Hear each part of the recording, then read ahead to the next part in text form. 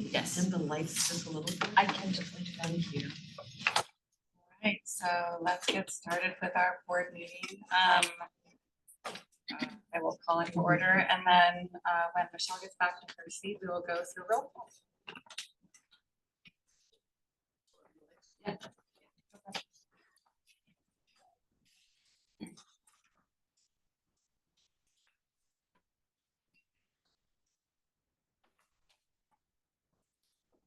Didn't have any public comment. I want to start. Do you want to do roll call or is that Roll call, sorry, yes. Ali, present? Nat, Present. Adrian is not here. Corbin, Present. Sabrina, Here. Suen. Here. Patty. Here. Bill. Here. Allison. Here. Myra. Here. Sally. Here. Kitty is not here, but she's excited to join the next meeting. Tommy. Present. Jacob. Here. Andre. Here. And then Jessica Green is also at today. Great, thank you. I don't think we have the minutes to be able to approve, so we're just gonna double up on minutes and approve both of them at our next board meeting. So we will just move on to general announcements. By the way, this is my first time chairing the meeting as chair, then Matt is the vice chair, so we are new leadership, and so forgive me as I go through my. Yeah, thank you. Yeah, please be kind. I don't know about this. Let's see, I don't know. Yeah, okay. So general announcements, I've got two things. One, just for new folks, is sort of how we raise our hands. So if you have a comment that you want to make and you're here in person, obviously if you're online, you can press the raise hand button. But if you're here, you just turn your name placard up and we'll note that you have a comment and we'll be able to call on you. Hopefully in the order in which they went up, but I can't promise that. I'll do my best. And second, I just wanted to read some remarks I made on Director Long's contributions. So I'm going to do that. And I want to take a moment to acknowledge and celebrate and thank Director Adina Long for her more than 6 years of dedicated and unwavering leadership at Portland Parks and Recreation. Director Long accomplished so much during her tenure, growing and deepening the Bureau's work and service to the public, which was no easy feat considering all of the curveballs that came her way, from a global pandemic to many shifts in leadership and government structure in City Hall. I want to call out some of her major achievements, although this is by no means a comprehensive list. Director Long launched Healthy Parks, Healthy Portland, deepening community engagement and the Bureau's commitment to equity. By centering underserved communities and committing to an ongoing iterative cycle of improvement, Director Long helped transform the way Parks makes decisions and gets things done. Director Long was instrumental in the successful implementation of the 2020 Parks Levy. So many amazing things came out of the levy, including stewardship of our natural areas and expanding volunteerism. But I want to highlight the creation of the Access Pass program, which helped reduce financial barriers for people of all ages to participate in parks programs, from camps to swim lessons to admission to recreation centers. Over 15,000 people have utilized the program so far. I also want to highlight Schools to Pools, another levy-funded program, which is bringing swim lessons to second graders throughout the city, provides kids with a joyful way to recreate and develops a life-saving skill. In the first 2 sessions, the program reached more than 750 students from 14 schools. So many parks got upgrades during Director Long's time, enhancing the places we all recreate, gather, and immerse ourselves in nature. A few exciting ones include the expansion of Park Lane Park, which grew a 5-acre park to 25 acres, making it the largest developed park east of I-205. Errol Heights Park was transformed with 88 trails, a playground, and 14 acres of restored habitat. And the former O'Brien Square was renamed as Darsal 15 Plaza. That park is being reimagined as an inclusive downtown plaza honoring drag legend Darsal 15, complete with performance stage, public art, and a community wall of fame. I also know Director Long's work on behalf of Parks was foundational to the levy getting referred to this November ballot. There's so many other things I could talk about, from dedicating efforts to growing the urban tree canopy, to providing meals to kids, to accelerating environmental restoration efforts. But I also want to take a moment to talk about Director Long as a partner to the Parks Board. Her passion, intelligence, candor, and no-nonsense attitude has been pivotal to the board's success. Her loyalty to her staff and to Portland was evident in everything she did. I know I speak for my fellow board members when I say she will be greatly missed. Thank you, Director Long, for your many years of service. Portland is better for it. I also want to note that Sonia Schmansky, our interim Parks Director, and Director Long worked together and also was a key figure in helping with the Parks levy as well as the last budget. So a big thank you to Sonia for helping us through this transition. We know you care about parks and came in ready with your sleeves rolled up, ready to go. So thank you.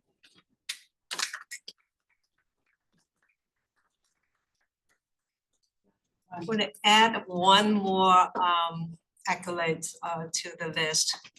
Under Director Long's nurturing and feisty kind of grit, Portland Parks recognized as number 9 in the nation. That is no small feat. That's vision, that's drive. And I hope that now we have another path to move forward. I really hope that we ride on that and push it even further because she gave us a very good foundation to work off from.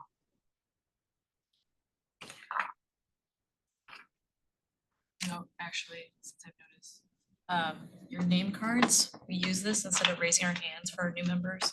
So if you have something to say during this discussion today, you just tip your name tag to the side. That way, Alan and Matt can keep track of who needs to go first in a discussion. All right, so we're moving past minutes, and so we're going to move to the director's report. So, Okay. Director Schmansky. Thank you. I'm very glad to go right after that, and I hope that you can get those comments to her as well. I know how appreciated they would be. And I appreciate that you put those together and shared that. You're right, it's not exhaustive, and so much good work has happened in the last 6 years. I know it's 6 because it was my boss and I who recruited Adina from New York with a lot of effort. And she finally chose Portland, and I'm so glad that she did. So thank you for that. And to your point about her partnership with the board and support for the board, I would love to hear more about what really worked there and what felt most helpful so that I can continue that during this period and grow it if possible. So thank you for that. We are so proud to be number 9. I'm hoping we can crawl up that list over the next stretch. I feel really confident in that. I think this is a 10 or 15 minute item. Yeah, I probably won't take all of that, but I am going to take a little liberty in a moment and share some things I'm particularly proud of. So updates coming out of the Bureau. Well, before that, I want to thank you again for being here today, for being part of the board. I said to some of you yesterday, this is public service. You are public servants. It's not easy. It's not simple. And it's not always clear how to best do it. And I feel that all day, every day, have for a long time. And I know that you do when you're doing this, and so many of you are in different parts of public service in the rest of your life, and I know you feel it there too.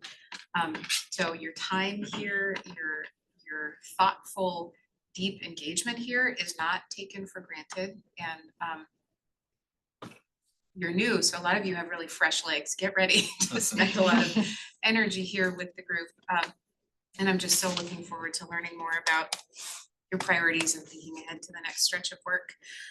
There is a lot going on here at the city. A number of you talked about global uncertainty and change and transition. There is so much, and here at the local level, there's plenty as well, both in small C Portland and big C city of Portland. I have a few things to call out specifically. First, we are busily implementing the budget. It was a pretty wild budget development process with council, and they did it, and we have a budget, and it was really wonderful to see how interested and engaged they were on the park side of things.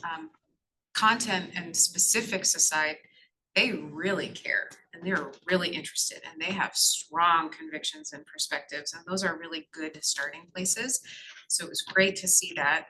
They put a lot of money back into maintenance, which they did not define, so Tanya's getting that figured out. Thank you. They did make big changes to the urban forestry program. We are working hard with our colleagues across in the PP&D Bureau to figure out how to best do that. Speaking of. Excuse me. Got it? Smooth transition of those people and that important work. We heard a lot through that process, as Lauren mentioned, about partnerships. That's not new. We've been hearing about that for a long time in different ways from different places, and we agree. There's no place like parks for partnerships in the city. It takes a lot of different forms, and there is a shocking amount of exciting, enriching, connecting, building work happening. And there are places where we can take lessons from what's working and apply them to grow into spaces where we aren't as developed. So we got a lot underway on that front. We had a number of budget notes, which is where council puts policy direction in the budget, telling us specific ways that they'd like us to focus in the area generally of partnerships, including with specific deliverables that have deadlines. So we're working on those more soon, and I don't know what the back and forth with the board will look like on that, but whatever it is, I'm up for it, and I'd love your continued thinking and input on that. Relatedly, the levy, as you all know, was referred to the November ballot at a rate that would sustain or what's now our current service level. It's a bit smaller than it was a number of months ago because we did shrink overall in the budget, and would include a little bit of money for small but mighty capital repairs and improvements at neighborhood parks. Again, council is so interested in things you'd never think, like asset management and capital improvement and capital maintenance and how to take good care and be good stewards. And it's really awesome to see that. That's new in my 17 years at the city. Sarah Huggins is our hero, and we have so appreciated your engagement and perspective in that levy conversation too. So a lot more to come on that, and we'll see where we are in November. Transitions I mentioned, we are very much transitioning our form of government. It didn't end in January. In a lot of ways it began. We are figuring out what that means still. And an overall dynamic I'm observing is how frightfully difficult it is to focus on the transition itself when you're in work. I see a lot of people who are getting pulled into managing business. And it's really hard to stay focused on the big long arc of change and culture building, but people are doing their best. Council is meeting, I think starting last week or this week and continuing to talk about refining their committee structure. This has a particular point of relevance here. They have two committees that are focused, excuse me, specifically on different parts of Parks and Recreation's work. I don't know if that will remain. I think they're gonna come out the other side with fewer committees than they have now. I think it's probable that a lot of the Parks and Recreation stuff is gonna fold into the Infrastructure Committee. And I think it's, if I were betting, I think it's probable that the recreation component that they're interested in will stay separate. The Arts and Economy Committee is the natural place for it if that committee remains, but I don't know what the configuration of these next committees will be. I don't know if that's the kind of information we would send out, but they'll have that figured out in the next couple weeks. I'm zooming in. The Parks and Recreation Bureau is transitioning as well from the Vibrant Community Service area to Public Works. That doesn't mean really anything for most people in their day-to-day work, but it's meaning a lot for the layer of the organization that's interacting with the DCA and interacting kind of up and out with council. New protocols, new communications channels, new ways of doing things. So it's a little choppy, but we're working through that and learning. It makes a difference also, or it has a dimension also about culture and identity, which is to say Parks and Recreation has a mission which remains, and now it's nested within a Public Works mission, which is nested within a city mission. Before it was filtering up through a Vibrant Communities mission, which we worked really hard to define a value proposition around. And there was a lot of really exciting opportunity there. And there's a lot of different exciting opportunity with the Public Works bureaus. Being in that family, if I'm getting over it, I'm just, no, stop me. Particular areas of focus in the Public Works service area are around aligning business processes and functions in common. So capital planning, Lauren is deeply involved with the CIP alignment project that is a lot to do with better connecting and coordinating and leveraging, standardizing how we do capital program management, capital planning, potentially capital project management. That's pretty down in the machinery, but it may bump into the capital planning and park development work that you think about and participate in. There's a very significant effort across the city and in the service area to take all of the business services, internal services, budget, accounting, HR, communications. We have a whole lot of identified functions that the mayor and administrator want to see structured at in a citywide way, not bureau by bureau by bureau by bureau in 26 different ways. So that affects thousands of people who work here in really significant ways. They have new reporting relationships. They have new ways of doing things. They're gonna have new colleagues. To me, that's the biggest part of the transition that we're gonna have, period, as part of the charter change. So it's pretty under the hood, but we're working really hard to support that and have it not be disruptive to the service delivery that communities expect and are experiencing every day. And then, of course, in the Bureau, there's been a leadership transition, and I thank you again for your words, and I know that that has been really disruptive to some people. I want to acknowledge that, and I know that these transitions can be hard and unsatisfying in the amount of information that there is. I'm sorry that that's the case. I am so honored to be in this chair. I was one chair over before. To be closer to the work, I said this yesterday, is so joyful. This is such a little engine of joy. And I'm really, really happy to be here and supporting it and helping carry it into the next stretch.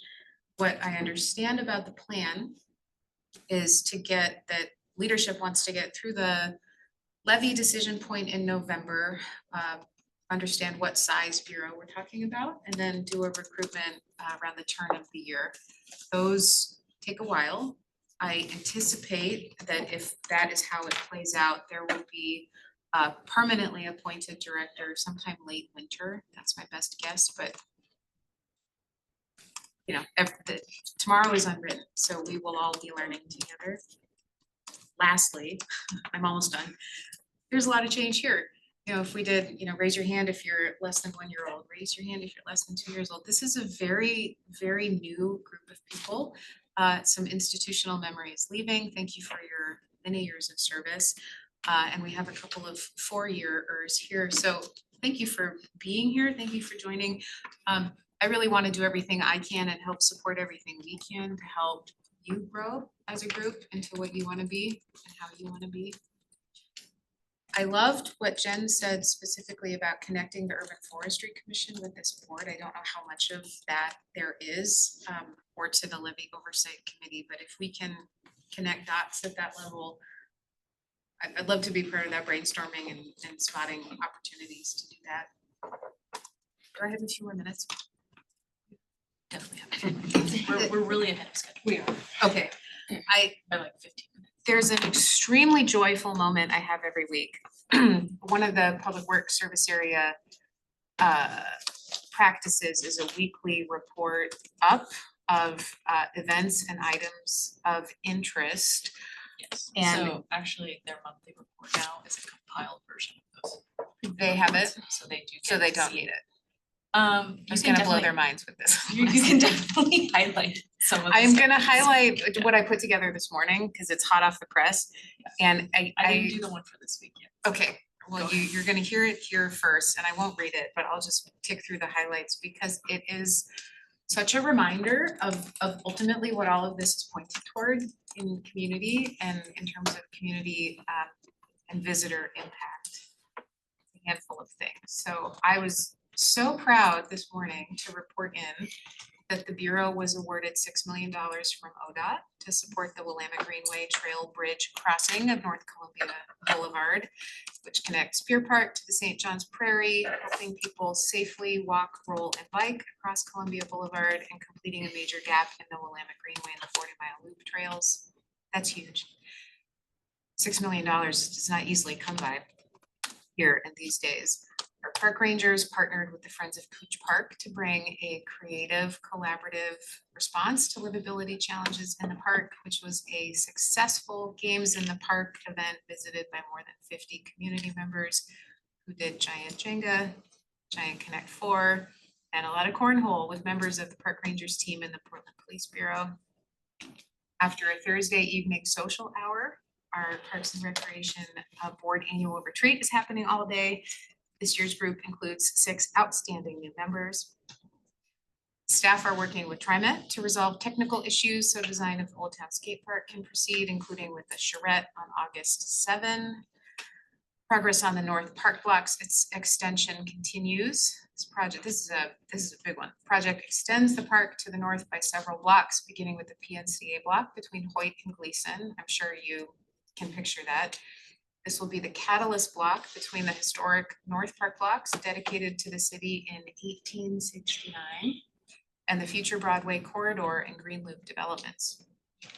Parks Foundation, as part of this, recently received, I want to really announce this in a big way, so quiet for now, an $800,000 gift through the Oregon Community Foundation to support that project, which is enormous. RAC, our partners, beginning to move toward design of the public art, and we've got a lot of progress on the PBOT part of the project, so that is moving.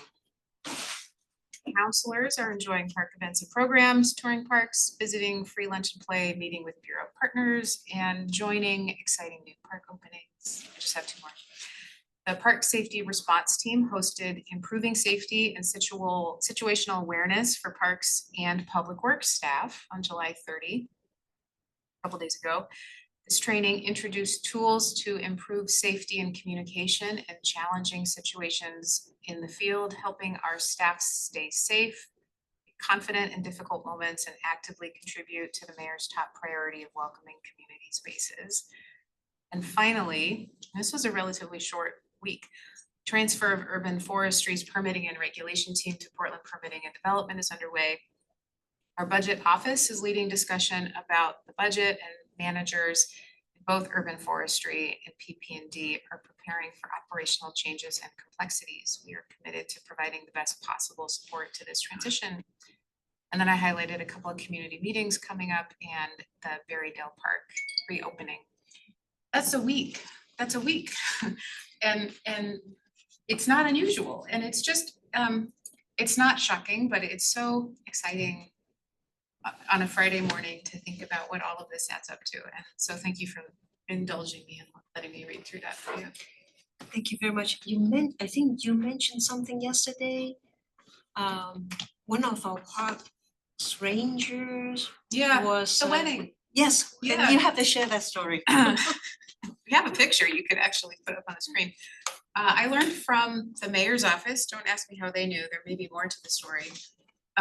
We have a beautiful new courthouse where people love to get married. There was a couple getting married there a week or 2 ago, and they had everything. They looked so great, they were so happy, they were on time, and they were without a witness. So wouldn't you know it, one of our park rangers was there and got to be their witness. And then we got to get a photo of them, and they were the 3 happiest people I've ever seen. And I would love for that to be on social media somewhere.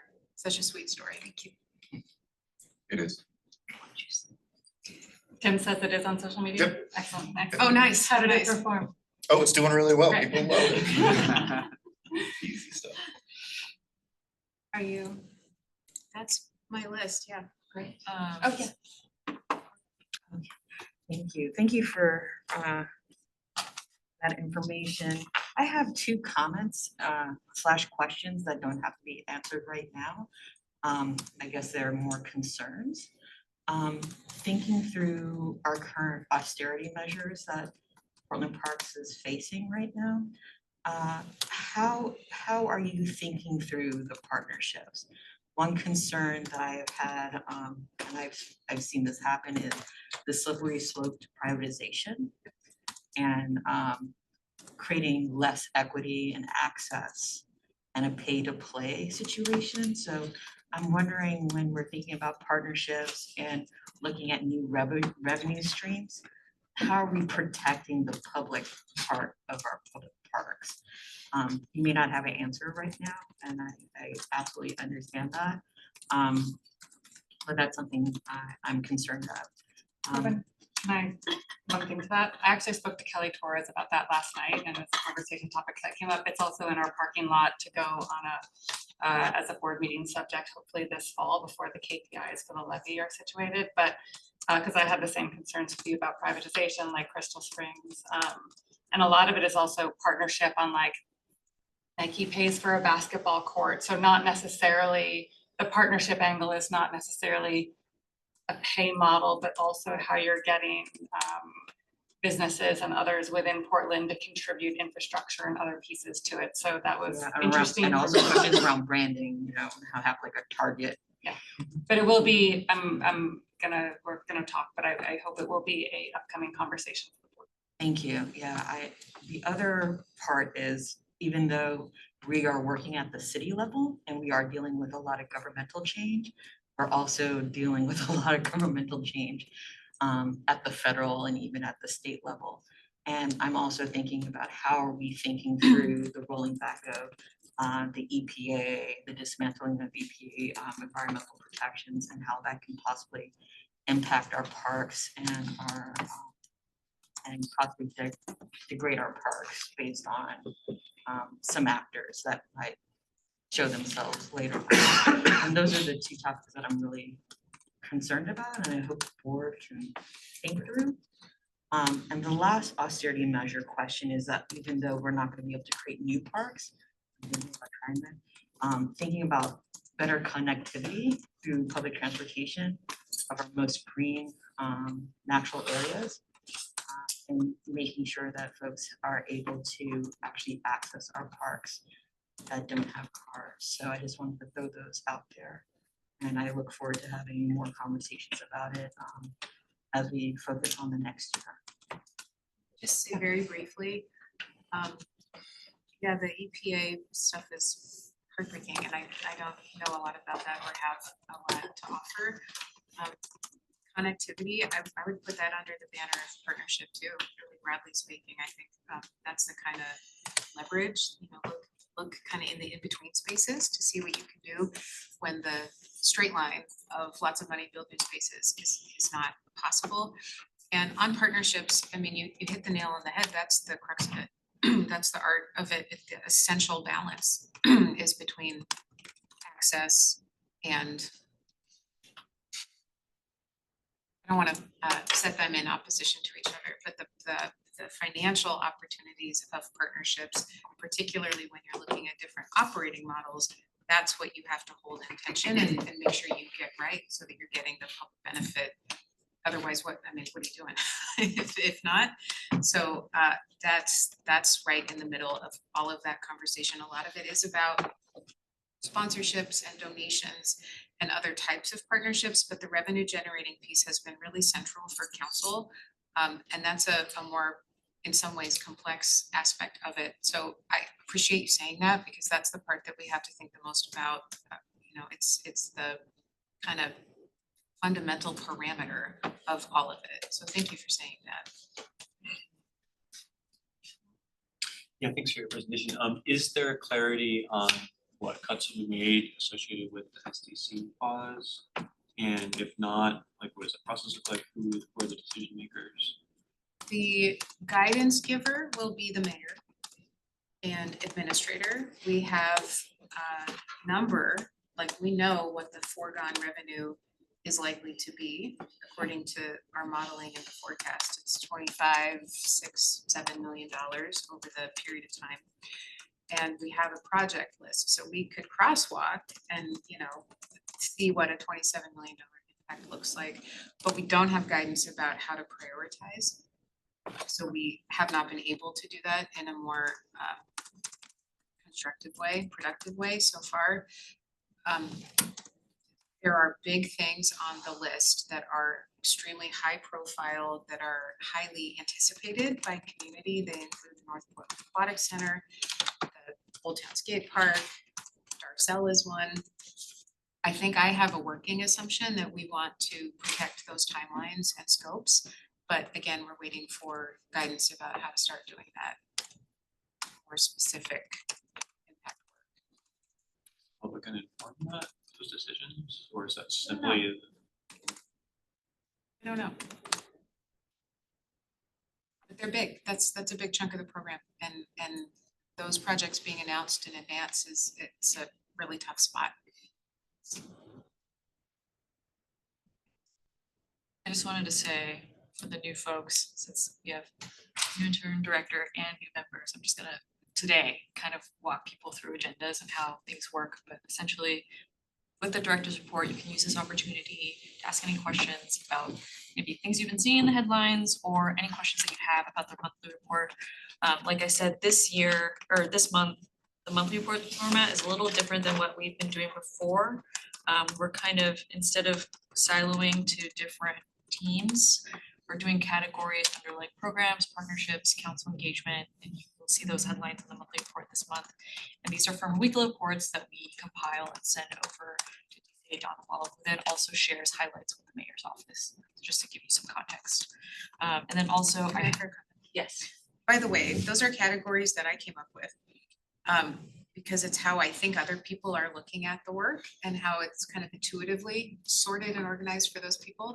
If you have feedback as you look at that monthly report about a better way to show and tell the story of the work and the impact, I'd be very open to that. And then I also have some new news that we received, I think last night, according to our team. But just because it's different from what I listed on upcoming events or various soft openings and whatnot. We have a soft opening for Mount Scott Community Center on Tuesday, September 2nd. And it's gonna be about 2 to 4 p.m. And I'll include this for a follow-up email afterwards. And you'll probably get some sort of press release and what have you, right? Mill Park's grand opening is still being TBD, but probably late September. And then the grand reopening of Mount Scott's gonna be Friday, October 24th, 12 to 4. So if you would like to attend, as Parks board member or just in your own individual capacity, what's happening with Mount Scott, we're very excited about that. Is it October 24th? Yes. 12 to 4. In costume, maybe. Yeah, it's pretty seasonal. And if new members have questions, because there's, let's try as board members and staff to really not use acronyms I and was like, just gonna say what's an that. SDC, right? Yes. That's question, like, can you actually provide some framework for that for new board members? Or maybe a list too, because there's.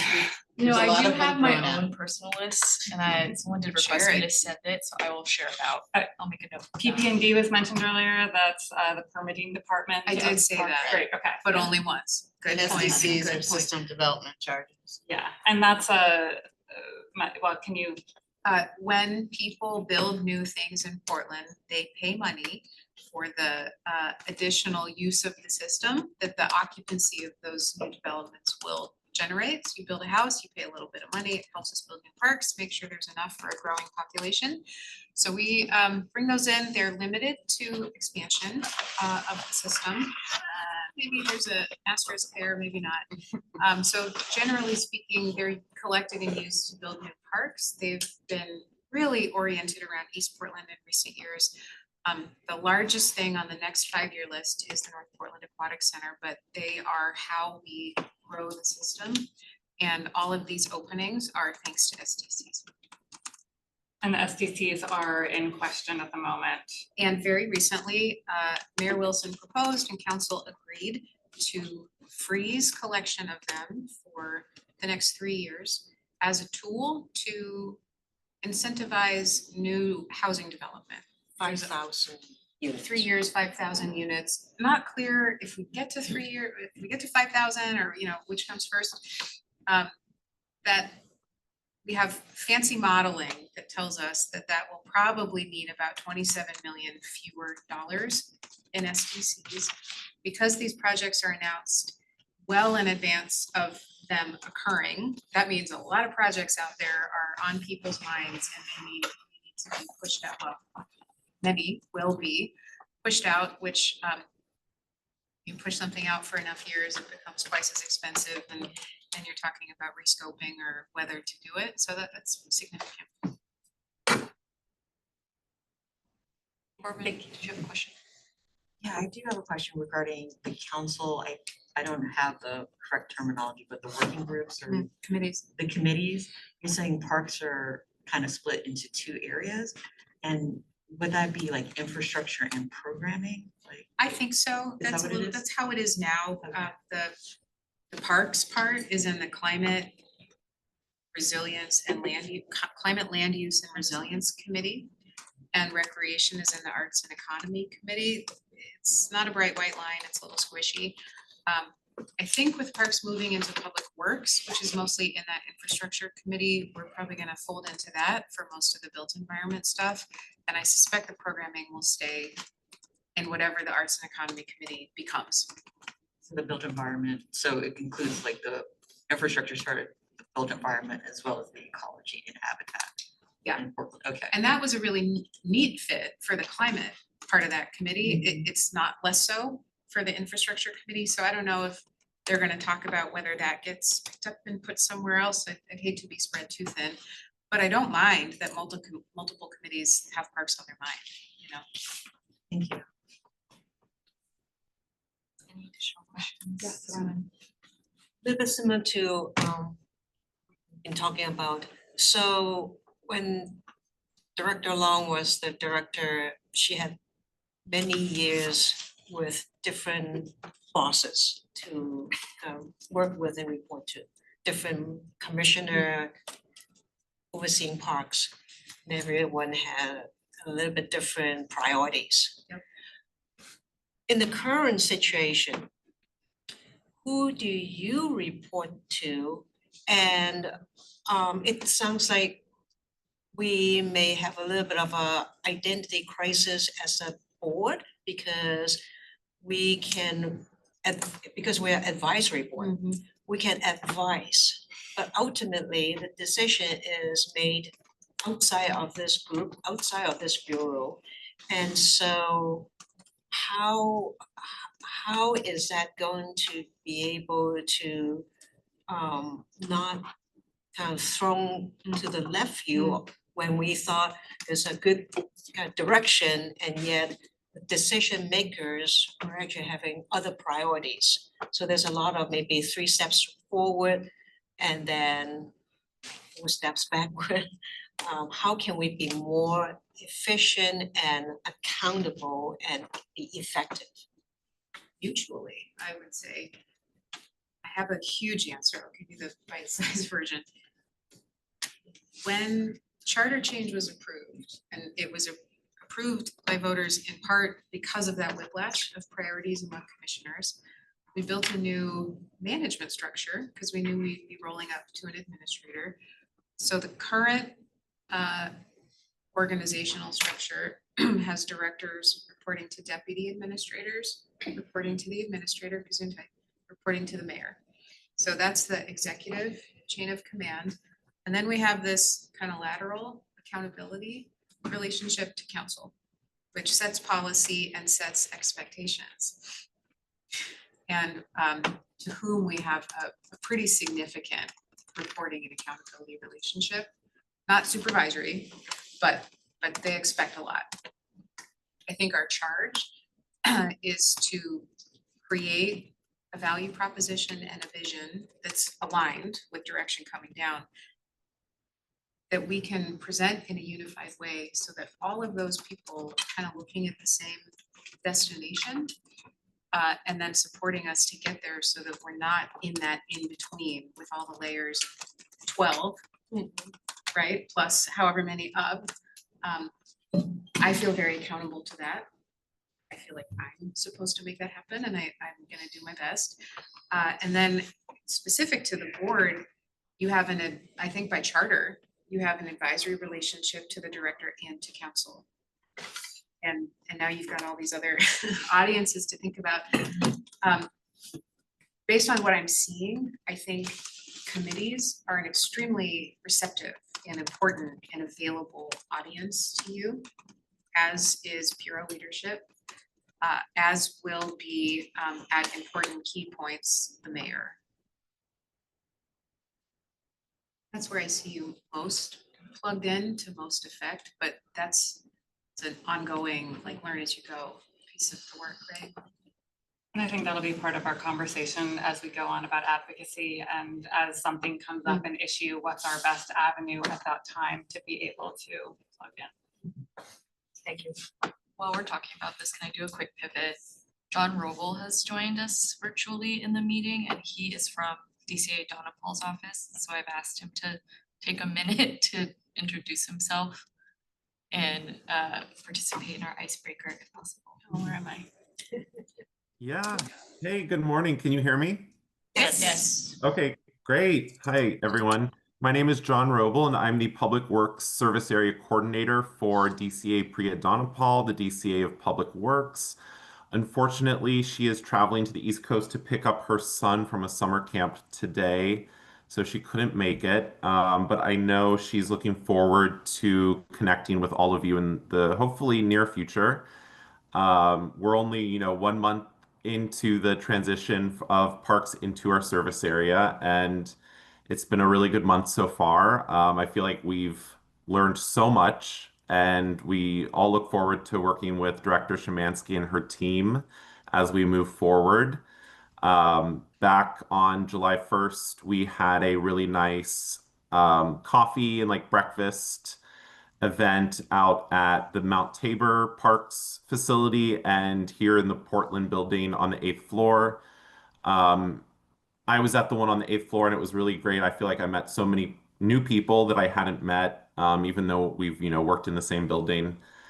And I wanted to mention, I was listening in earlier and I really identified, I've been with the city for, I guess, about 3 years now, but I really identified with that comment about acronyms because almost every day I run across an acronym that I'm like, I have no idea. So I appreciate that. And I'll turn it back over to the director and her team. But I'm excited to learn more and to listen in today. Thank you. Thanks, John.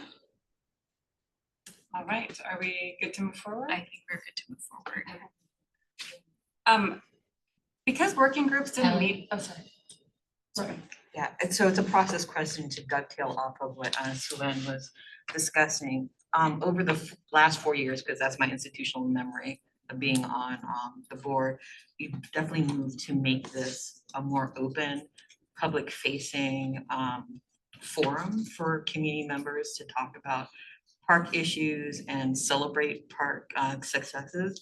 And I'm wondering around the process, if community members are still thinking that they should go to council first versus council directing them to the dedicated public forum to have these discussions. We're also very well staffed. We have the experts here that can handle things on the ground and speak to folks. And so there's been over the last couple of years this tension between where do community members go to actually engage civically around parks and recreation issues. And I would like to see a process, or at least a conversation around process that if it does go to council, that council asks, have you been to the Portland Parks Board?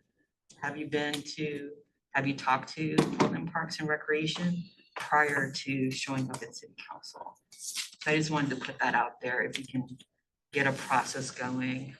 And just in making sure that the work that we put in is also being recognized, because we have seen organizations and nonprofits, former board members being called to council to represent parks and park issues without necessarily tapping into the expertise and the hard work that Portland Parks and Recreation Board has been endeavoring in over the last 25 years.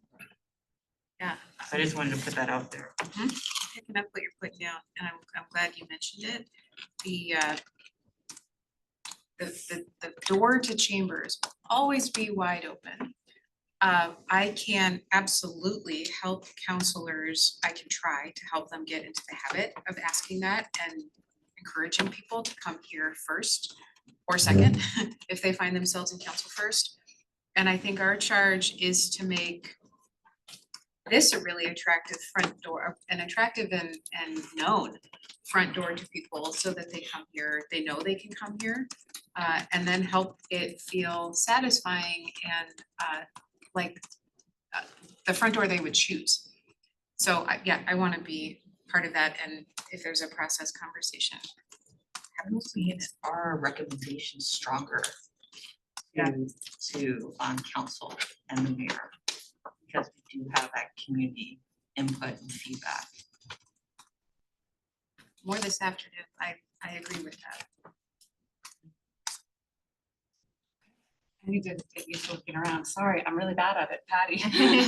Question, how does the public know that this is the form that they can come?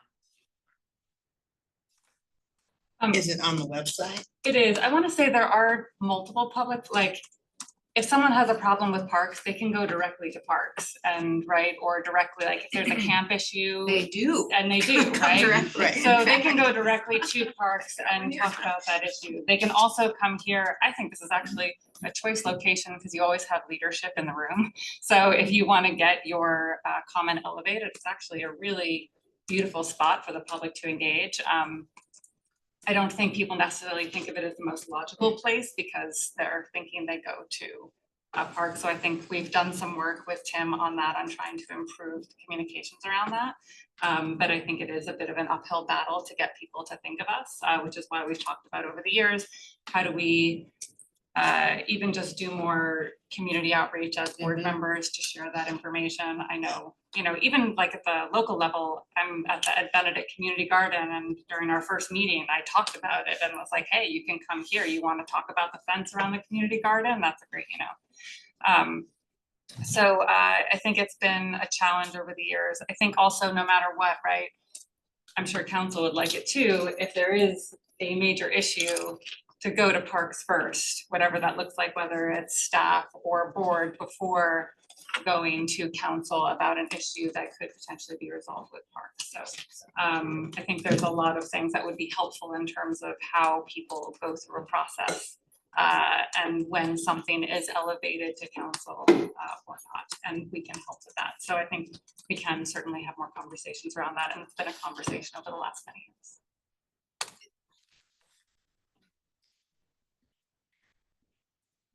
Do you want to respond directly to that, and then, or Sue-Ann first? Just want to offer, if you think there's value in talking with other bureau advisory bodies about how they do that and how they've found success, and I can help with making a connection, I'd really like to do that. That would be lovely. Sue-Ann? That's a great idea. Easy to say than to make it actually to go everybody move forward with the same kind of approach. This is something beautiful in City of Portland system, is where the decision makers, politicians, mayors, councilors, they are kind of a phone call away.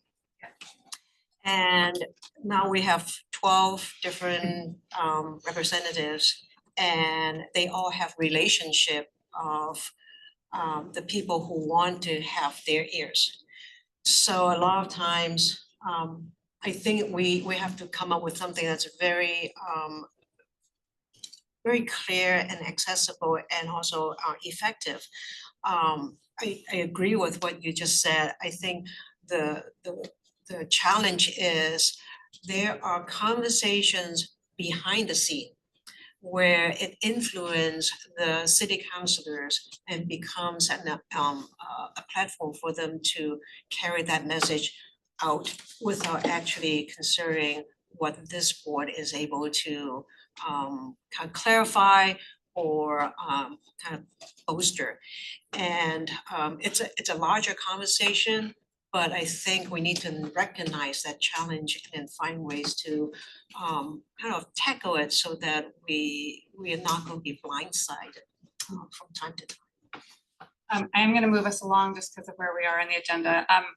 Michelle, correct me if I'm wrong, I don't think any working groups met this last month, so I don't know if we need the working Yeah, group most of report the section. reports were from June. Okay. I don't, just wanted to just check in case anybody had any questions about the reports that were sent out. I assume not.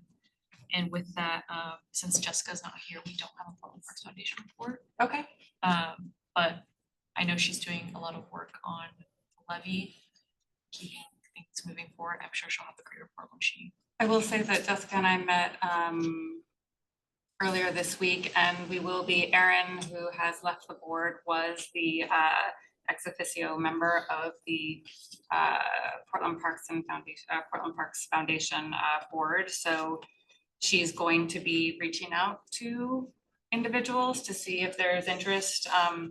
It's actually, I learned this, it's actually a voting position, the ex officio member. It's not just there in the background giving, it's actually a voting position. So it's quite a good, and Jessica and I were talking about ways that we can strengthen the information flow back and forth between the foundation and the board so that we can be better allies and connect. She's also very interested in advocacy that we've been developing and are continuing to develop. So I think there's going to be potentially more hopefully strengthening that work and partnership in the coming year. Have you ever had a joint meeting? Not in my time. Okay. Yeah. Oh, I was just gonna say hats off to the foundation too, because just riding in here this morning, seeing the work that's happening on the Elk Fountain. Because I know that in the last years, they've really been a champion of that, and to see that actually moving forward.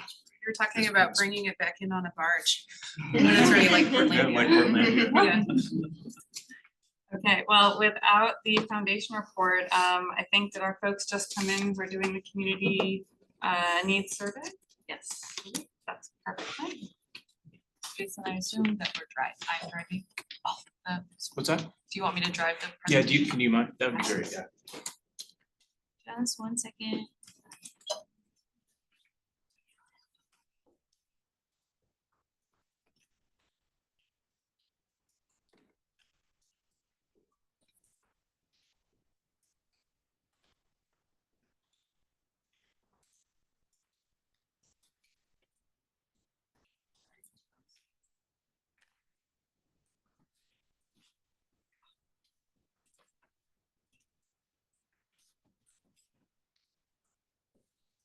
They've been sitting for a little bit, so we might give them 1 minute to just like.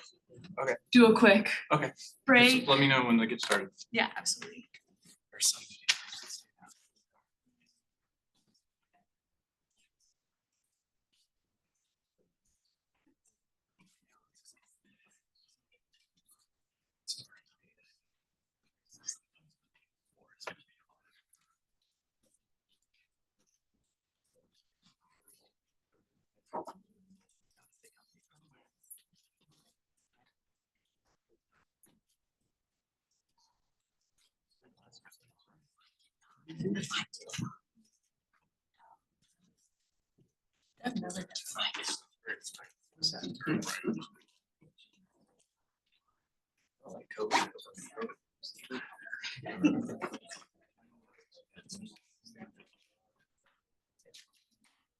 Yeah. I don't know where I got it from. That felt like COVID, but it wasn't COVID. Where did you get it from? Oh, Bobby was.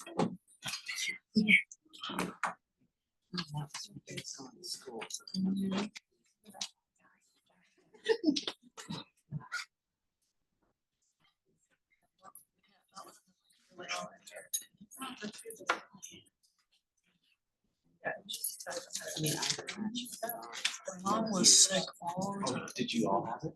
I don't know. I don't remember. I don't think so. Yeah, no, my mom does. So, often. Which was why that time. Period, and then after that, she didn't. Well, I don't know. That would have been before I was alive. That's why, like, that time she got hospitalized. That's why we were all like, all right, that's just the end. I'm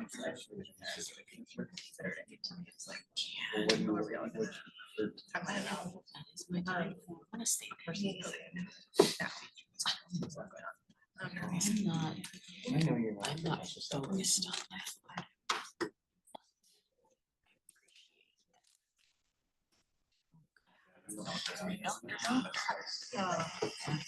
Yeah.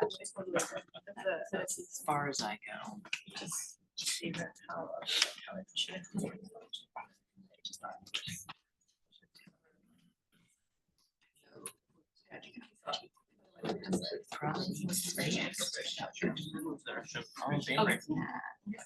Yeah. Sonia went to the restroom. We'll do that. When Sonia's back from the bathroom, we'll start. Okay, okay. Yeah. Thanks for making Thank sure. you. I was like, I thought of that. I thought of that.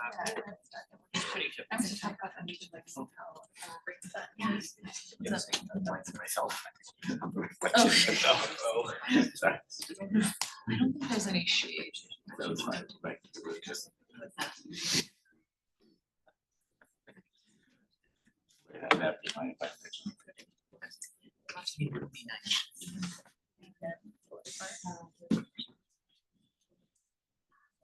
Fast tracking.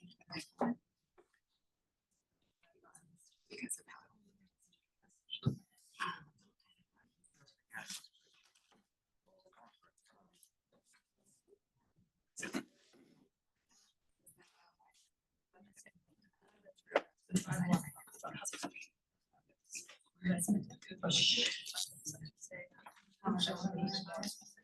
You know, like, when you.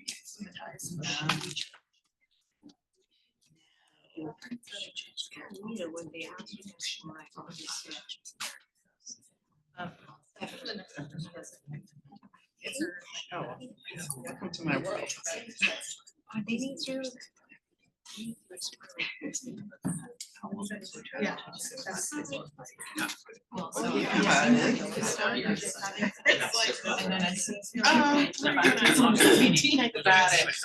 High altitude training.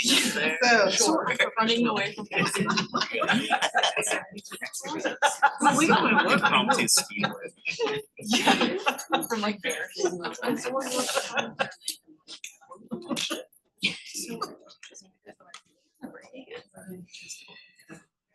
it just ends up costing them worse. It's a soft launch. All right, are you ready to get started? I'll just tee it up real quick. For those who are not new, last time you saw our folks from PSC, it was actually about a year ago at our last retreat where they talked about introducing and getting started the community needs survey. So for this time around, we're giving an update on how the survey went. So Jason, go ahead. Okay, thanks. Hello, my name is Jason Smith and I'm the performance analyst here at Portland Parks and Rec. And my work involves overseeing our performance management program, including surveys. I work closely on surveys with the team from the Regional Research Institute at Portland State. And they're all joining me here today for this presentation on the community needs survey. So please welcome research professor Debbie Elliott, Christian Thompson, and Megan Cook.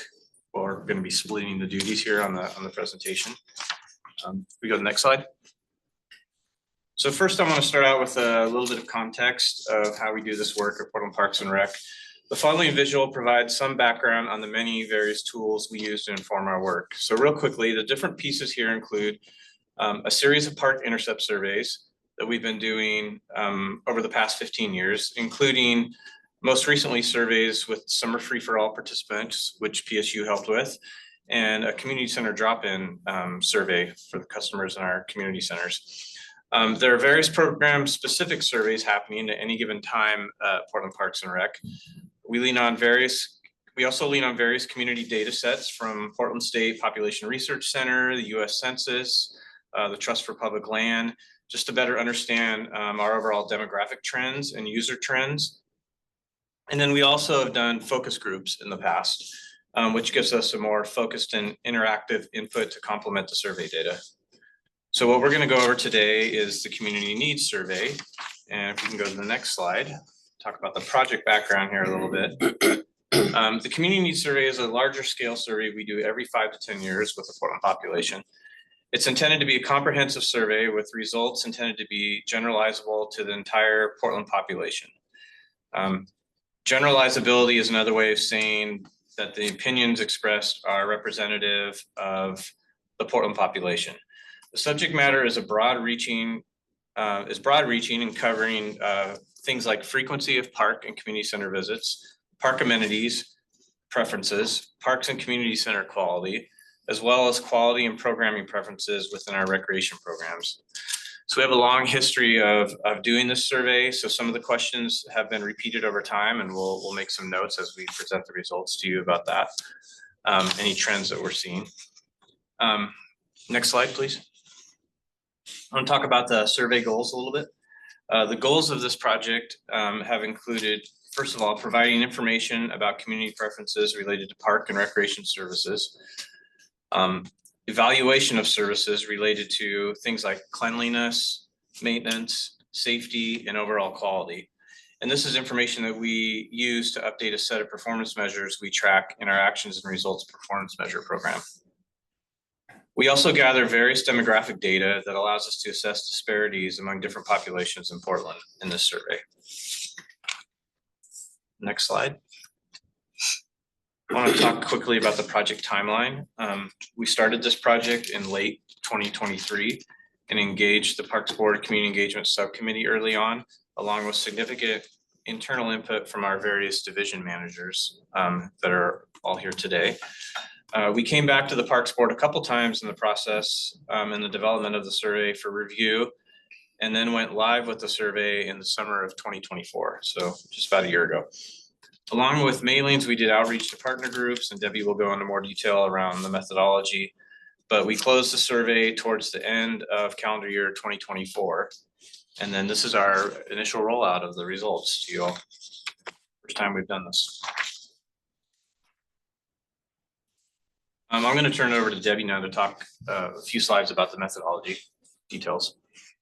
Thanks, Jason. I just have to say, I see some familiar faces around the room, and it's really nice to see everybody again. So just to talk a bit about the methodology, we did secure a random sample for the city of Portland of 23,000 households. We had 21,000 of those being randomly selected proportional to the population throughout the city. And then we also had oversamples for 2 subgroups. We got 1,000 records for households that had a high probability of having an African-American family in it, and 1,000 households that had a high probability of having a Native American family in it. So that ended up being the 23,000 that we initially started with. We did 2 mailings. We did a mailing that included, the first mailing included a letter in 6 languages, as well as a web link and a unique pin for individuals to go online and complete the survey before we sent out the second mailing. That was a much larger mailing and more postage and printing that included the survey itself and a postage paid return envelope, as well as a drawing slip that allowed them to enter a drawing to receive one of 50 $100 Fred Meyer gift cards as an incentive. After all of that, we ended up with 3,714 responses that were valid and complete. 3,100-ish of those were from the mailings, and about 582 of those were through the supplemental outreach that we did through community organizations focused on some of the centered communities that Portland Parks and Rec had an interest in hearing from. The results were really good with that sample size.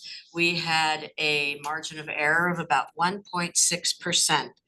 And that means that, excuse me, that means that the results that we have in the report, we have high confidence that they are within 1.6 percentage points up or down of what we would have received if we surveyed the absolute entire population of Portland. Next slide, please.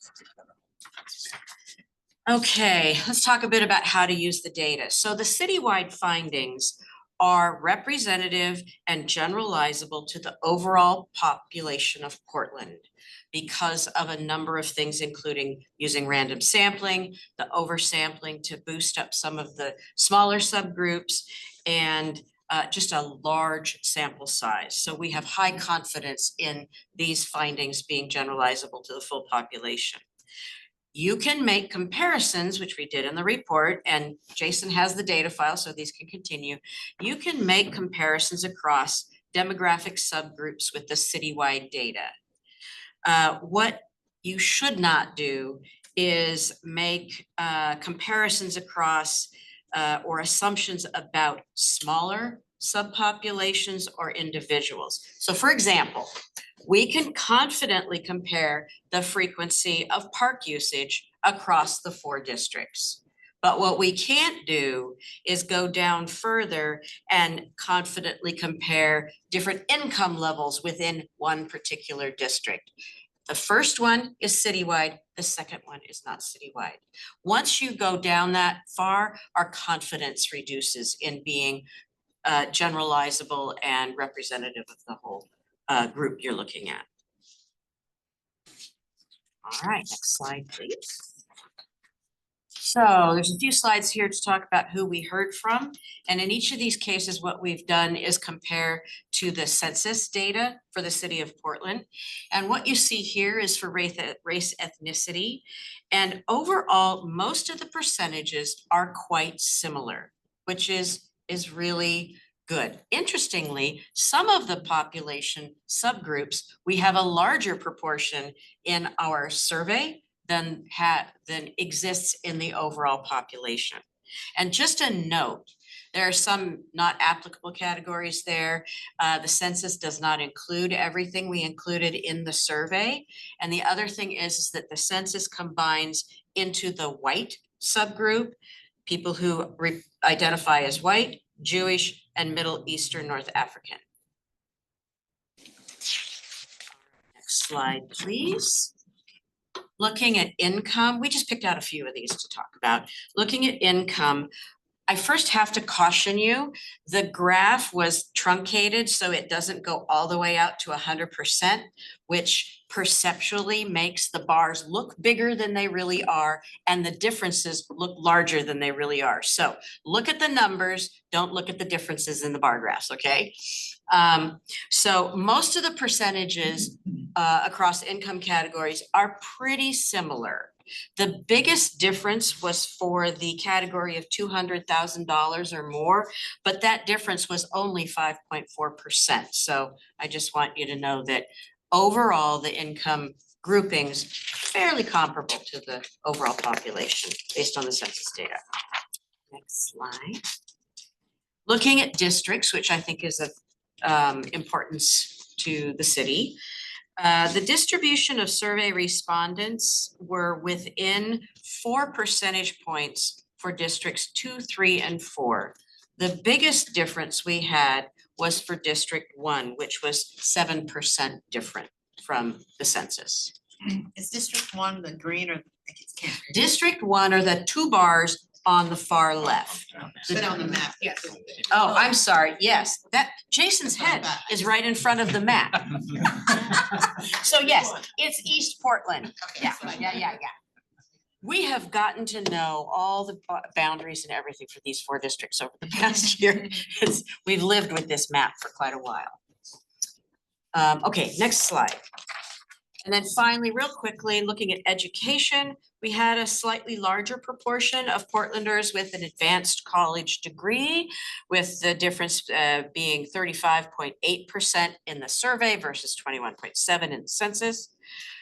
We had a slightly larger proportion of homeowners with 61.2% in the survey versus 50.8% in the census. And then for disability, we had a slightly larger proportion of people having or living with a disability. Ignore the word homeowners, it was a boo-boo.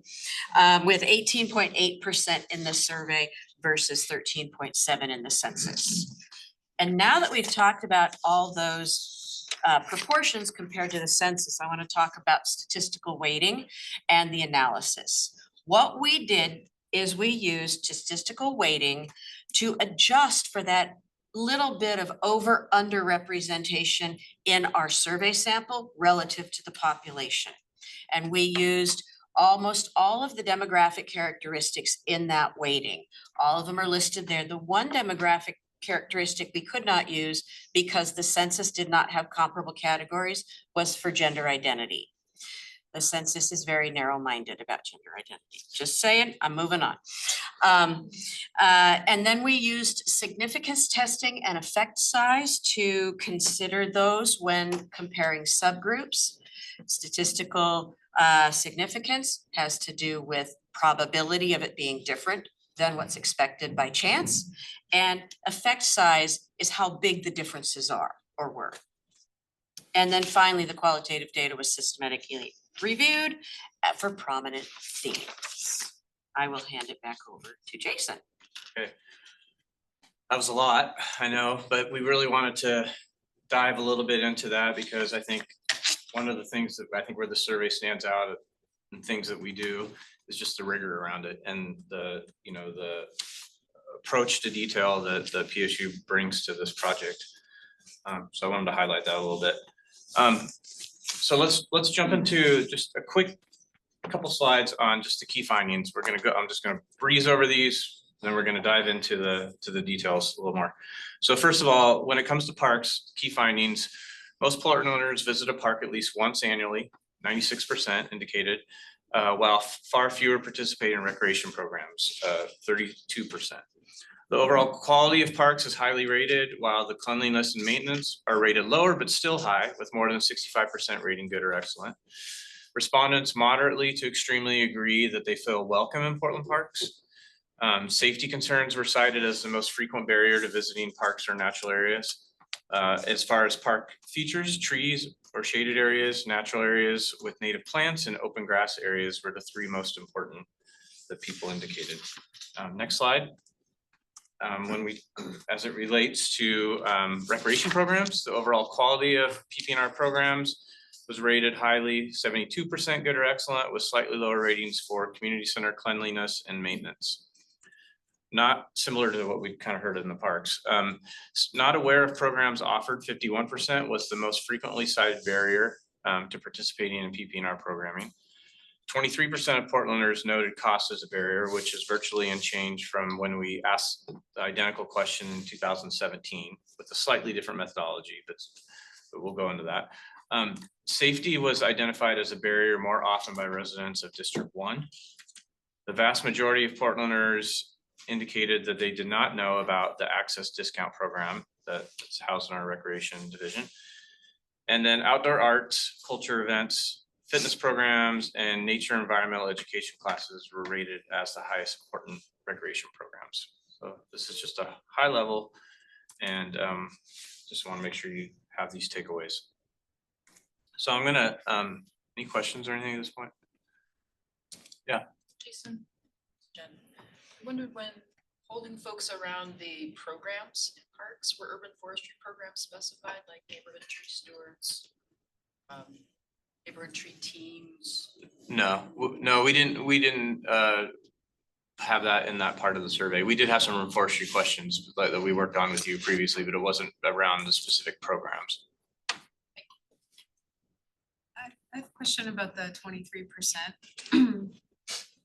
Do you have a way of understanding whether that is a felt barrier, perceived barrier, or an actual barrier that people have experienced?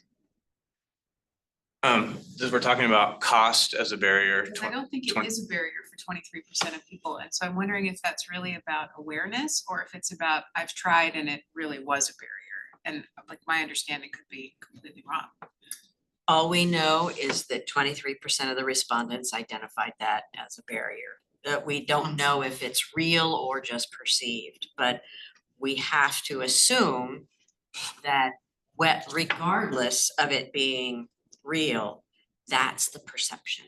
And it's a barrier in its effect if people perceive it as much as. it is. Absolutely. So I take that. Yeah. Well, with 75% of people not knowing about the access Right, discount program, it makes exactly. sense that, I mean, it's unfortunate that number hasn't changed since 2017, considering all the efforts put in, but Sabrina has her hand up. Yeah, I just had a question around safety identified as a barrier. In District 1, was there any additional information provided there as to safety is pretty big? I mean, particularly with parks and rangers and all those different, lighting and people speeding. And so I'm wondering if there's more information there to what folks are experiencing as it relates to safety. I mean, it came up certainly in the qualitative pieces, which we'll talk about kind of towards the end of this presentation, but in terms of, we'll show later the actual barrier question, but we really didn't add any more detail. It was similar to cost. Safety was just one of the options that people could select as a barrier. We have Corbin next as a question, then Jacob, did you have a question? It was answered. Once Corbin gets, let's move through the entire presentation and then ask questions. because- We'll dive into this more. Yes. I think more, yeah. Yeah, So and I know that we love asking questions. Let's let them go through the presentation after Corbin. It's a methods question, and you didn't mention oversampling of three populations. Is it Indigenous, Native American, African Americans, and people with disabilities? Oversampling, is this also stratified sampling? Do you consider them to be one and the same, or? Because I'm wondering, is it gonna be able to be generalizable? Those three those populations or the respondents from those populations, would it be generalizable to that specific racial population or identity population? And would you be providing the same information but generalizable to Indigenous folks within Portland, African American folks in Portland, disabled folks in Portland? That's on our next step slide, but the caveat to that is yes, Okay, but the margin of error is higher. okay. Yeah, I just because want- we didn't get the minimum sample size to reach the plus or minus 5%. Okay, They're higher, not badly higher, but higher. and when will that be made available? When would you have that information? When would we be able to share it back to the board? We're hoping in the fall, and absolutely. Okay, thank you so much. Yeah. Yeah, please continue. Okay, keep on. Okay, here we go. Okay, so I'm gonna talk about the results from the Parks and Natural Areas part of the survey. And in this section, we asked about frequency of park visits, we asked about overall quality, quality of maintenance, quality of cleanliness, perceptions of safety, and feeling welcome in parks. And then finally, we asked about preferences related to park features. For all of these, we looked at statistically significant differences by district, race, ethnicity, and household income. So first of all, frequency of park visitation. We asked residents if they had visited a park within the last year, and if so, how often they visited. We learned that 96% of respondents indicated visiting a park or natural area at least once in the past year. This is a question that we've asked on various versions of this survey in the past, as well as a city auditor survey way back. So this question has been asked for quite a while. And we've been hearing consistently that over 90% of Portlanders indicate visiting a park at least once a year. So this is higher than some of the prior surveys. Of course, methodologies are different, but my point is that this is it's a very common service for people to engage in Portland. So diving a little deeper, we looked at high frequency park users by council district. So specifically, next slide, I'm sorry. Oh, it's on there. Okay, great. Specifically, we looked at respondents indicating that they visited a park 2 or more times a week by council district. And from that data, we can see that District 2, 3, and 4 are somewhat consistent in that 40% or more of respondents in those districts indicate visiting a park 2 or more times per week, with District 2 leading with 47% of respondents indicating visiting a park 2 or more times per week. District 1 lags behind with only 28% visiting a park 2 or more times per week. So of course, some of this is determined by the supply of access to parks. But I think it's still interesting to know where the high frequency use is in the city. So next slide. When asked about overall quality of park grounds and natural areas, over 80% of respondents indicated the overall quality to be good or excellent. When we asked more specifically about cleanliness and maintenance, the percent rating good or excellent dropped to 67 and 66% respectively. We tested for differences between council districts and did not observe any meaningful differences. Next slide. We also asked about potential barriers that keep people from visiting parks. Safety concerns is a factor that stood out, with 38% of respondents identifying safety as a barrier to visiting a park. We did testing among various demographic variables. The statistically meaningful findings from this were not surprising in that cost as a barrier declined as household incomes increased, and accessibility issues as a barrier was higher for those identifying as living with a disability. Next slide. We asked if people feel welcome in parks. The majority of respondents noted that they moderately or extremely agree that they feel welcome in Portland parks. Feeling less welcome was more common for respondents with lower levels of education and those who have or live with a disability. And then the next slide, we also asked a specific question about safety. We asked if people felt safe in parks. Majority of respondents noted that they moderately or extremely agree that they feel safe, 74% in Portland parks. We did note that we did see that feeling less safe was more common for respondents living in District 1 and those with lower levels of education. And then the next slide. So in order to determine the importance of various park features, respondents were asked to think about the city building a new park in their neighborhood or improving an existing park near them. They were then asked to rate how important each of 25 various park features were to them or their household members. In doing those ratings, they were also asked to think about which of the 25 features are most important for PP&R to invest in, assuming that they have limited funds. So we tried to put a sort of constraint idea in there from like a budgetary perspective. So trees or shaded areas, natural areas with native plants and habitat, and open grass areas were identified as the most important neighborhood park features. These features, as being the top rated, is consistent with the results we have seen in other past surveys, including a previous version of this survey in 2017, and then similarly when we actually go out in the parks and talk to people and park intercept surveys. I should note too, if you go to the next slide, Michelle, there's a lot of features here that we asked about, so we put this on 2 slides. This is the first tier. The next slide includes the second tier as far as importance ratings. We tested for differences among various demographic variables, and what we found was people who identified as Native Hawaiian or Pacific Islander highly rated the importance of outdoor grilling and barbecue areas, basketball courts, football, soccer, lacrosse fields, baseball or softball fields, and futsal court compared to other race ethnicity groups. People identified as Hispanic Latino also rated futsal court higher than other racial ethnic groups. And a more general finding, but not as pronounced as these specific populations, was that respondents identified as white rated sport-related amenities lower than most other race ethnicity groups. I think we have some more research to do on that to better understand that. I'm gonna turn over to Christian now to talk about recreation programs and activities at a more detailed level. Thank you, Jason. How's it going, everybody?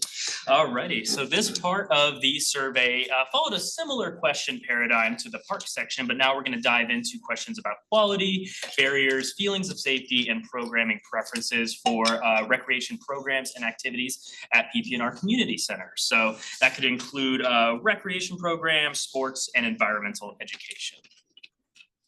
Alrighty, next slide, please. Cool. So as we mentioned earlier, 32% of survey respondents here indicated participating in a PP&R recreation, sport, or environmental program in the last year. So that 32% might look a little small, but consider the overall population of the survey or in terms of the amount of respondents in the city at large, and it's kind of a big number. So it's exciting. As far as districts go, respondents who participated in one or more programs was the highest for District 1 and the lowest for District 4. So we have some increased participation in that programming on that side of town there. That's the east side.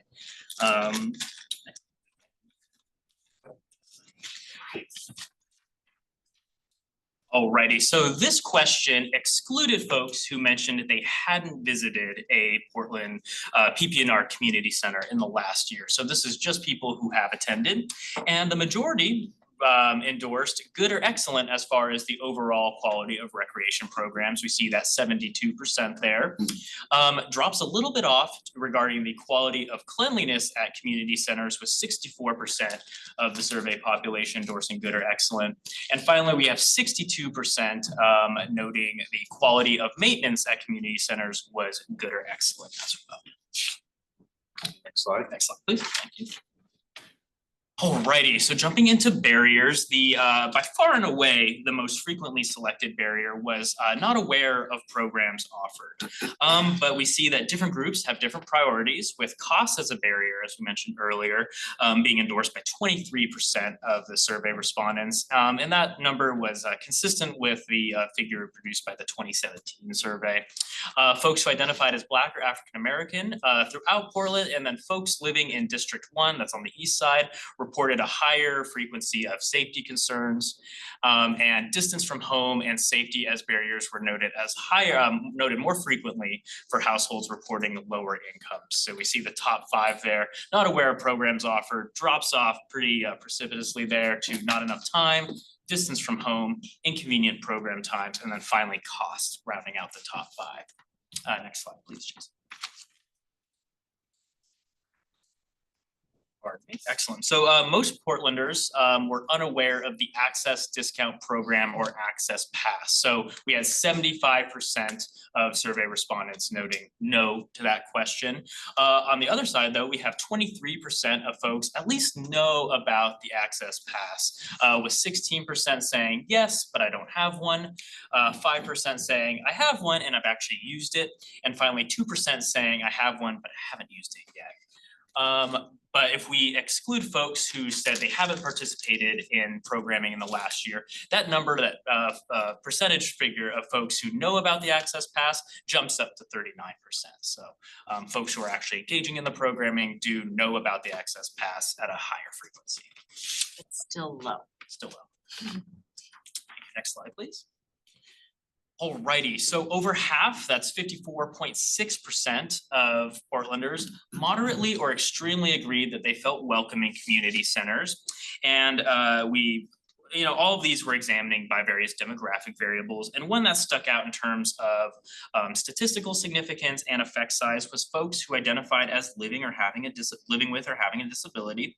They voted or endorsed rather, feeling lower levels of feeling welcome at community centers versus those who did not identify as living or having a disability. So a little bit of a difference there. Next slide, please. About half of Portlanders, that works out to 50.4%, moderately or extremely agreed that they felt safe at PP&R community centers.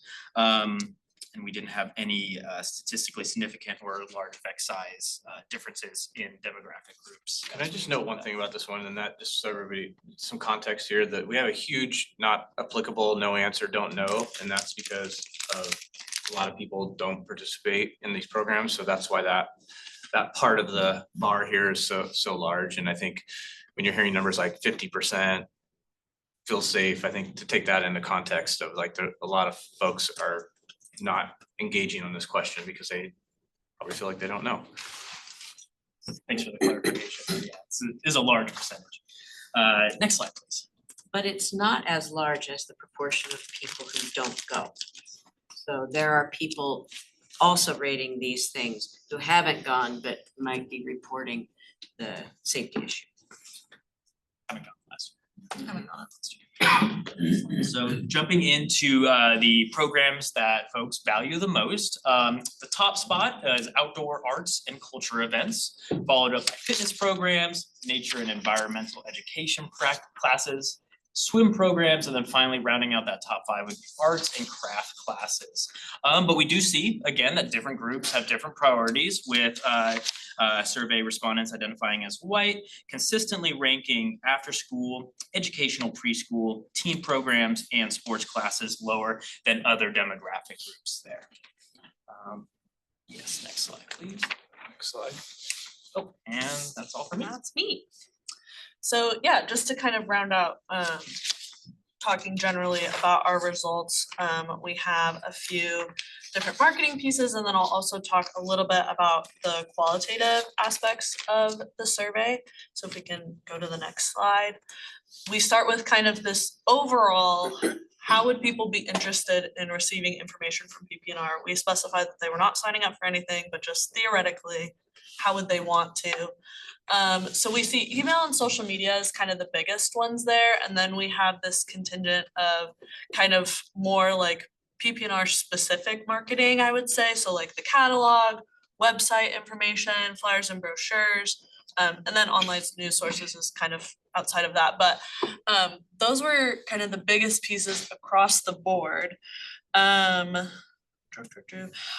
We've been talking a lot throughout this about kind of what were the most significant results. I also personally think it's kind of interesting to think about like where was there no significance, meaning for this question, there was no significant differences across districts. So people in District 1 and District 4 similarly, for example, felt like email and social media were their top ways they'd be interested in receiving information.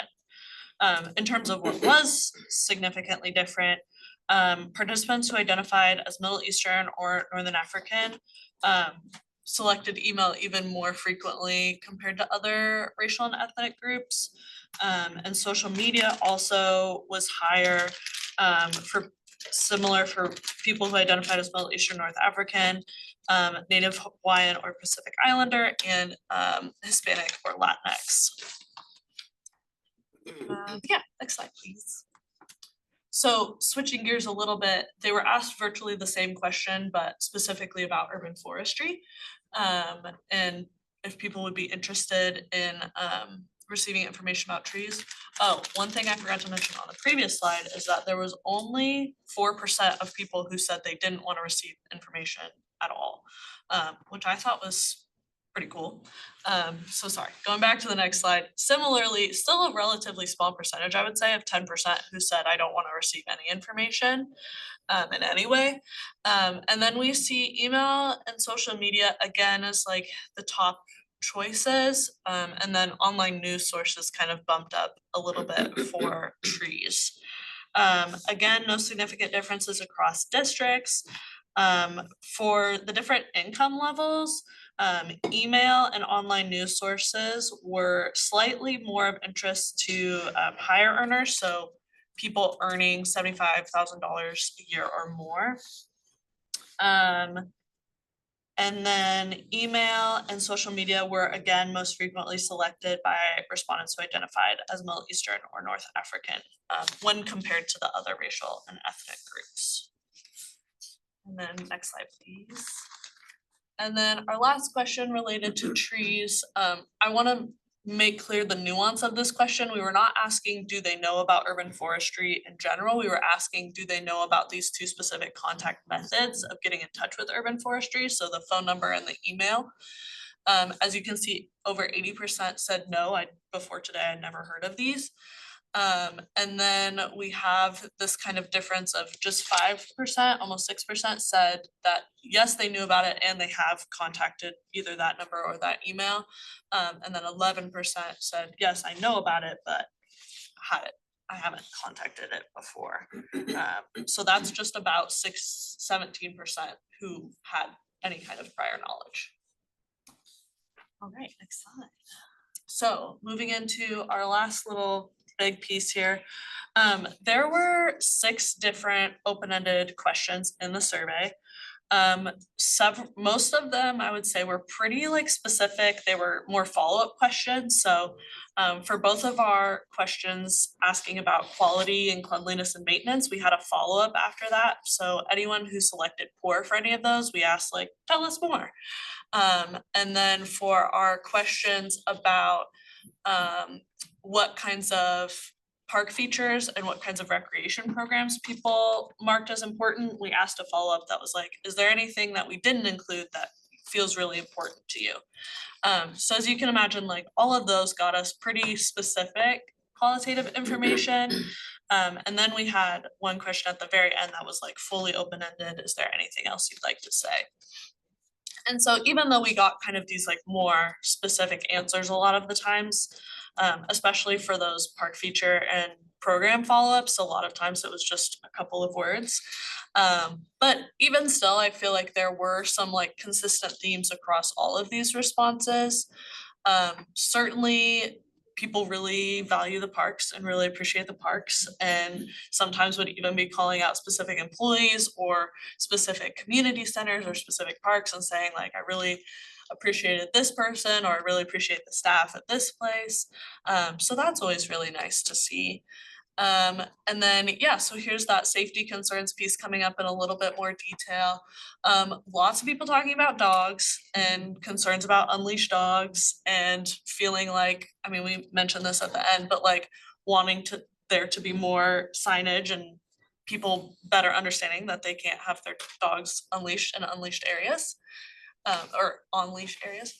And then definitely a lot coming up about the presence of houseless folks, presence of public drug use, drug paraphernalia like needles coming up a lot for sure. And then I feel like kind of overlapping with that maintenance concerns, so bathrooms, I'm sure is not a surprise to anyone, that came up a whole bunch. Wanting bathrooms to be available more often, wanting them to be clean and functional. That being a barrier for some people, they identified as like, I don't feel like I can come to the parks with my kids, because if we have to run home to go to the bathroom, that's an issue. Wanting more, I feel like the increased lighting was also really connected to a lot of those safety concerns of people feeling like they can be in park spaces at night or when it's darker. Yeah, pruning and cutting trees. I feel like there was also quite a bit related to maintenance around like playground structures and things like that, and feeling like those were safe for kiddos. And then better communication. I think this is kind of helps give some more of the context for those folks who said like, I just don't know about the programs. I feel like there were several comments of people saying like, I learned so much just from the survey, and like I would have loved to have known some of these pieces before, so I could have accessed some of these things. And then, yeah, more signage just in parks about different regulations to make sure that everybody is on the same page. Yeah, I think, yeah, a lot of really great comments. Even the comments where there was some kind of like criticism or feedback or like, I wish this was different, that was almost very frequently like connected to, and I really appreciate you all and everything you're doing. And I know that you're doing a lot of work with limited resources. So I feel like that was kind of a cool element that gets kind of lost with this, of like, even the people who are like, I wish I could use the parks more because the bathrooms aren't open, they were still like, but I really love the parks and I really love my neighborhood park, and I really appreciate the resource it is, so. Yeah, I think I'm that gonna was, pause for 1 second. Yeah. So in the beginning, at the end of every agenda, we usually carve out time for public comment. So I'm just gonna check to see if there's anyone in the queue for public comment. These are our 2 staff members, so no, and there's no one outside, so Go ahead and move forward. Thank you. Sweet. Yeah, that's you. Okay, I'm gonna leave time for some more Q and A here, so I did go over the key findings at the beginning, they're here in the slide deck again, I won't read them through again. Cause I wanna have some time for interaction here. The final slide here is about next steps. So if you can go ahead 2 slides, Michelle, thanks. So next steps, immediate next steps here is additional summary reports will be completed in the early fall, as we talked about earlier. Our technical advisory committee, when we were setting up the methodology and approach for this project, identified 3 populations that we wanted to focus more on and do supplemental generalizable results. So we identified Black African Americans living in Portland, Native American, Alaskan Native populations living in Portland, and people with disabilities living in Portland.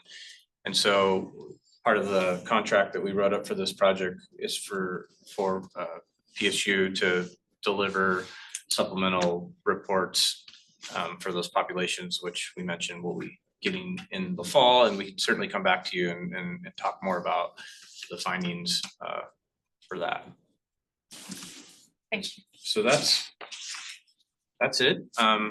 We have a full 150-page report for this project that we'll be posting pretty soon, and I will, make sure we send out a link to you all to have access to that as well. But yeah, that's it. If there's any more questions or comments or anything. And if you have questions, you can send a card. Side. Corbin and then Andre. I have 2 questions, but I've talked a lot, so I can wait. Boom. There you go. Andre, let's go to you and then we. Cool. What's the comparison with the response rates compared to other years, like the 2017 survey compared to this most recent? Response rate. I don't remember the response rate in 2017. This could have been better. I just don't know. I'd have to look that up. I can get back to you. Methodology. Huh? So- Yeah, and the methodology was very different. We did just one mailing, just with a web link. We never mailed out the survey. We didn't do any targeted outreach. And we did some phone calling afterwards. So it's very different methodology. So. Okay. But the validity was still pretty solid as far as like being able to. Because of have the a sample small size and we sample did size, weighting, right. we were able to generalize to the population. But this one, I think was done much better. But I just brought that up just in the sense that like, it's not just the response rate, it was also like the kind of response we got Yeah. that time, anyway. Yeah, we had about half the sample size in 2017 that we did this time. Oh, okay. But I think we mailed out to a comparable number, I think. So actually then, now I'm getting there. So the response rate was probably better this time. So just clarification, the main communication mode was mailing, like physical mailing? And just with a web link. Right, okay. That's a web link, not a QR code. Correct. This was in 2017. We didn't have QR codes back then. This time, Yeah. this time we did a mailing and the outreach, but the mailing was 2 parts and we actually sent the survey out to people. So it increased the response rate, I think. So they could do the physical survey and mail it back, or they could do it online. Yep. And we also had an option that they could call us and we would help them fill it out over the phone, A few of those. which, yeah, wasn't that many, but it was an option that was available. Jacob and then Corbin. Yes. I remember from the TriMet use survey that one of the findings was that people who used TriMet the least reported the greatest feelings of not feeling safe and had the greatest concerns about safety as a barrier. Was the data collected in a way that would allow you to draw a similar conclusion here? No, we didn't ask any questions about their transportation modes. I meant No. for park usage, would it be possible to draw a conclusion that people who used the park the least reported greater concerns about safety? We could look at that. I'd be very Jason. curious about that finding. Yeah, we could definitely, with their assistance and guidance, do those crosstabs and take a look. You mentioned for parks, would you assume maybe community center rec programs as well? there's, the perceptions are different among those not participating? Yeah, that would be my assumption. I'd be curious if the data backed that up. Okay. That's my follow-up question too. Dr. Corcoran. So I have two questions. Was the survey only available in English? No, the survey was available in the same 6 languages that we sent the letter in. And I know what those were. Yeah. The paper survey that we mailed out was in English, but if people went to the link, I mean, the letter we sent had it in all directions in all the languages, and then folks could go online. Right, and I so- don't think we ever had any requests. We gave the option, if you would like it in a different language, if you'd like it in a larger font, just let us know, and we never got any For the paper requests. survey. So the Yeah. languages were English, Chinese, simple and traditional, Russian, Spanish, Ukrainian, and Vietnamese. So a follow-up question, why isn't French included in that? French Creole, and this kind of goes back to when we did the focus groups that we had our largest amount of African, Black immigrants who spoke those languages. And for some reason, with Parks and Rec, that French Creole language availability doesn't seem to be there. It is not one of the highest proportion languages in the city of Portland. What we did is we looked at what were the highest number, the largest percentage of languages in the city of Portland, and that's how we decided which ones to use. I can't remember where French Creole fell in the list, but it was not at the top. And We the- should look at that again. The reason why I'm asking that, especially if you're looking at a stratified or oversampling of a Black population, then that would come into play upon Yeah. having that more access. Yeah. And feedback from that community. Yeah. My second question is, and I might not have, I might have missed it when reviewing, is was there a question that they want to participate, but the program is inundated and they don't have access because through the whole budget situation, we had a lot of folks that were really deep into our program, and a lot of them are well attended. So is there a question like, I would love to be a part of this program or programming opportunity, but it's just, there's no availability. I'm looking at the reasons that would prevent people from participating in recreation, sport, and environmental education programs, and there wasn't one exactly like that. Not knowing about things, inconvenient time, not enough time, crowded spaces, but that could, I don't know, that's not really, I couldn't get in. But the one that we did also include was registration needed ahead of time, so that would potentially be the closest, I think. We certainly heard about it quite a bit in the Yeah. qualitative piece, which I just realized didn't make it up onto the slide, but Mhm. yeah, I don't know that we had anything. I'm sure we had folks writing in on that barriers question, adding that, but Yeah. it must not have been written up enough for us to then include it along with the rest of the quantitative piece. But yes, anecdotally, that is an issue. Yeah. Okay, because I'm seeing that only like 32% are using the programming, but the ones that are using it, they're using it really well and probably want more. And I think that's worth acknowledging Yep. what the parks provide or what they could provide more of. Yeah, yeah. Thank you. We only have 3 more minutes. I see Matt, me, and then Jen, if we have time for it. Yeah, thanks for the work and for the presentation. You pulled out the one trend about sort of knowledge of the all access program. Were there any other trends that were of note that didn't make it in this presentation? Oh, from the last survey? From the 2017 survey. Right. We didn't, because of the differences in the methodology, we didn't analyze everything comparing from 2017 to 2024. There may have been others, but we'd have to look at that more closely. TBD, okay, thank you. This is more a question for park staff about it. 2017, was there a document of action items determined from the results? And will there be a similar something created this time, which is, hey, here are the results and here are the steps we're taking to address the high needs areas? Yeah.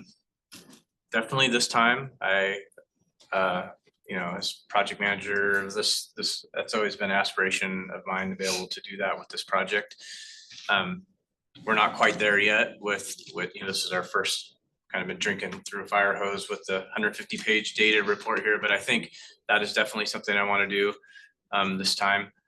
But I have yet to sit down and write out a plan for that and a recommendation. So that's on my work plan.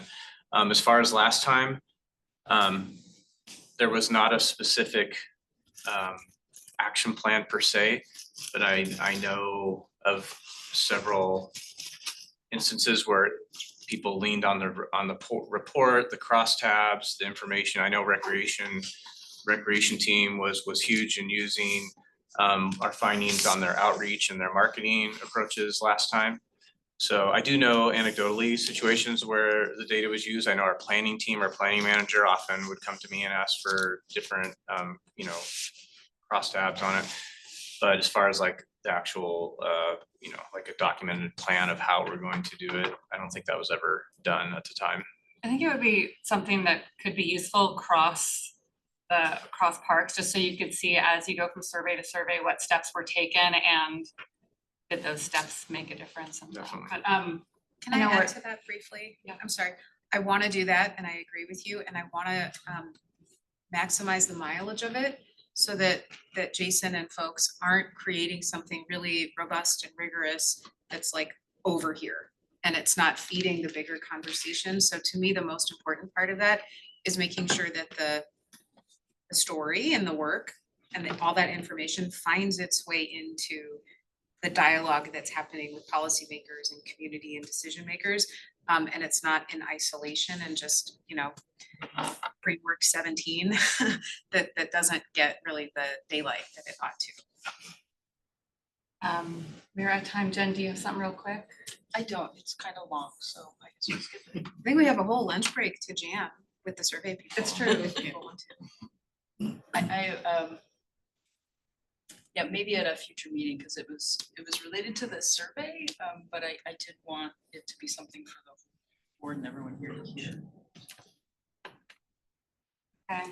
Do we normally go, we weren't planning on going over. what? We weren't planning on going over time. So Okay. I think. So let's call it and Call it. I will adjourn and we'll, maybe you and I can connect and you can let me know and see about it. But I will use this and I will say we are adjourned and lunch is, I believe, available in the neighboring room, correct, Michelle? Yes.